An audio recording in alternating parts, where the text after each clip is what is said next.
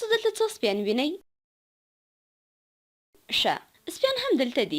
راځئ حساب یې کړو. ښه، کله دې سپینه یې پیل کړم باید پام ونیسم چې 2 ځلې ونه شمېرم، نو باید په ذهن کې ونیسم. ښه، له دې سپینه به یې پیل کړو.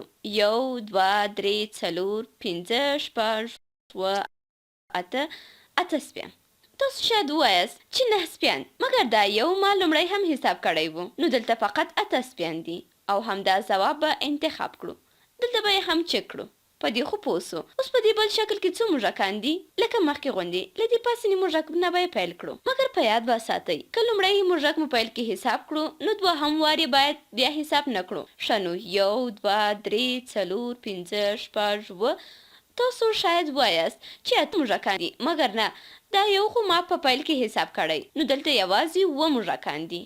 7 دانې. باید پام مو ونیسو تر څو په دې دایره کې یو موږک 2 وارې ونه شمېرو، نو باید هر موږک یو ځلې وشمېرل سي. راځئ بلې پوښتنې ته لاړ سو. ښه، په زړه پورې کار دی. په دې انځور کې څو دانې کلچې وینئ؟ ښه، دا خو ښې ګډې وډې دي، نو باید ډېر پام مو ونیسو تر څو یوه کلچه 2 وارې ونه شمېرو. اوس به یې حساب کړو. 1 2 3 4 5 6 7 8 9. نو دلته 9 کلچې دي.